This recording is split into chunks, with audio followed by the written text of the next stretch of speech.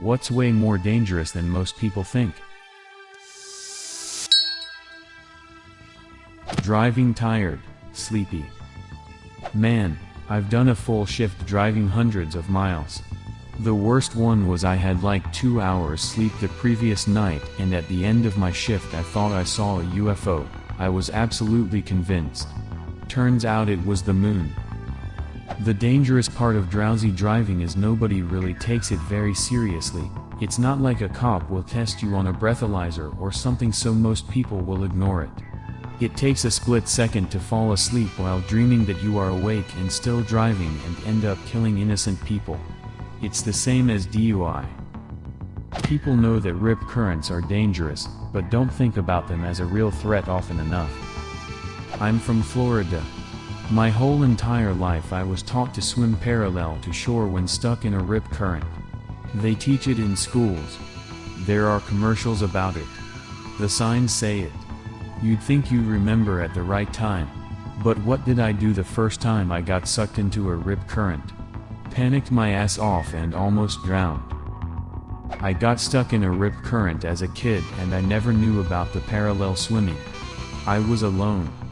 But somehow I instinctively knew I had to swim that way to get out. I ended up around 1 mile where I was. It was very scary. Towing a stuck car with a chain. There is a list of people who have died from having the chain come through the back window and kill them. If there's one thing I'll always take, it's a real tow rope.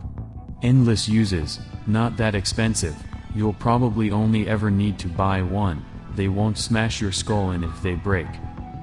And put some weight in the middle, a simple jacket will do.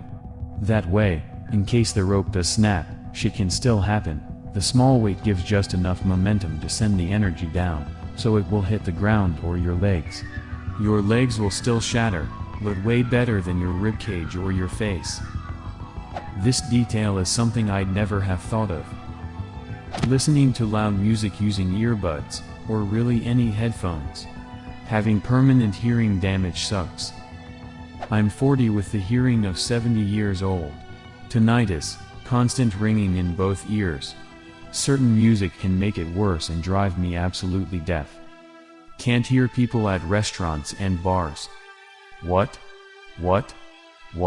Protect your ears. Yes, headphones and heavy metal concerts have destroyed my hearing. I also remembered that was applying for medical studies to make some summer cash, got my hearing tested for one, already had a high frequency loss. I was 22. I'm 20, always hear the ringing in my ears. I don't listen to loud music but have been to a few concerts. Sucks. I feel your pain. Going to a few concerts probably didn't cause your tinnitus, people can develop it for other reasons though. My friend is my age, 25, and has tinnitus/hearing issues, despite not doing anything that would significantly damage his hearing. Some people are just unlucky. Attempting to change garage door springs without knowing what you're doing can kill you. This is crazy, I had no idea.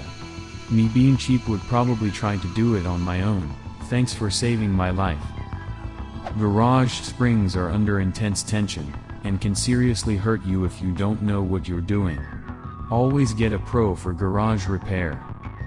Not to worry yet, my flat is probably the same size as most garages.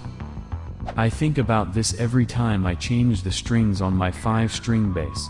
An 11-gauge guitar string can give you a nasty cut if it snaps, but I feel like a 130-gauge low B string could gash my neck. Thankfully they never break. So far. Never try to change them on your own. Always take them to the bass pro shop. Moose. The bigger threat to people up here than bears. Edit, clarification by up here I mean Canada. Another clarification, we have a lot of moose and not a lot of grizzly bears. Not to mention everyone knows need to be afraid of bears. They're large carnivores. Most people don't know need to be afraid of moose. Hitting a moose with your car is pretty well a guaranteed fatality, but it's also highly underestimated how dangerous these things can be on their own. They can be around the same height as a transport truck and have a nasty temper if you happen to run into one of them. Being knocked unconscious. Lots of popular media makes it seem like a minor thing that an average person can shrug off after a short period. In reality, if you are ever knocked out, then you have suffered brain damage. It's possible there might not be any lasting effects, but it's a serious injury and you 100% need to see a doctor if it ever happens to you. Bites from other human beings are actually really dangerous due to infection rates. A friend bit me once. I turn into her every full moon. My mom got drunk and bit my dad. He had to get a tetanus shot. My mom was gonna go stay with some guy she had met in the park. She's an alcoholic. My dad was like, if you go stay with this guy, you're not coming back to the room. She had her fun with a random guy, came back to a locked room, and started pounding on the door. When my dad opened it, she bit him, and then the police were called. Doing nothing for a long period of time.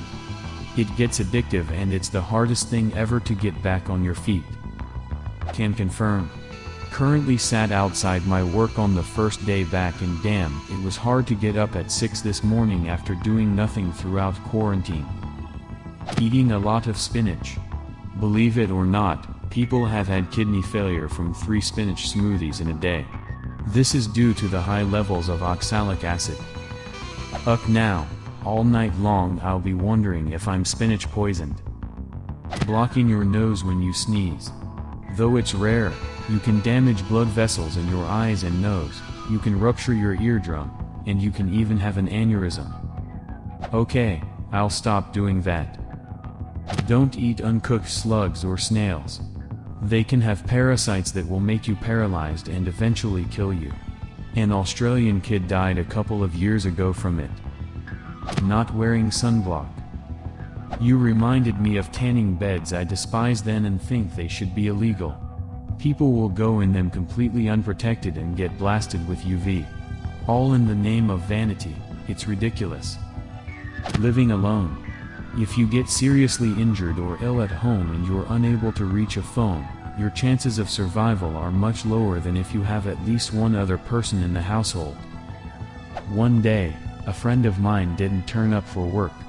I had a weird feeling after she wasn't picking up when I called. Waited a few hours and decided to go knock on her door.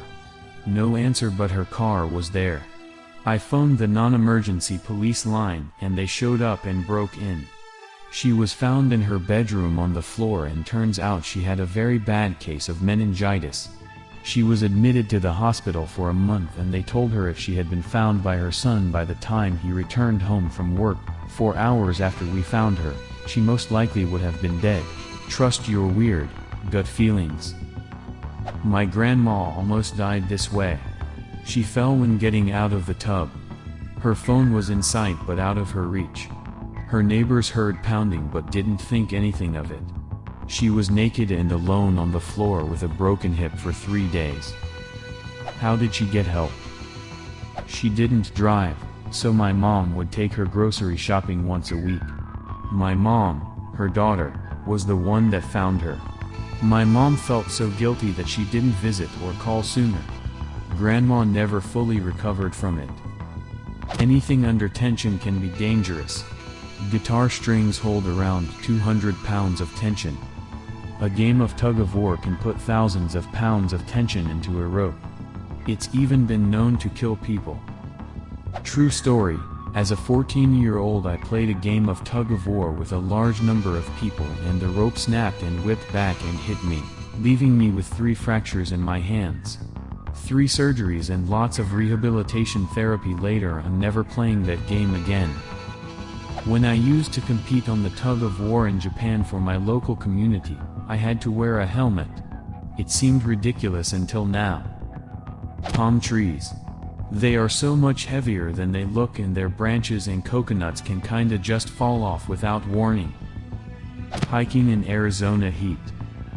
Grand Canyon too. You can go down a lot quicker than to go back up there. Walking downstairs with your hands in your pockets. Never ever do it.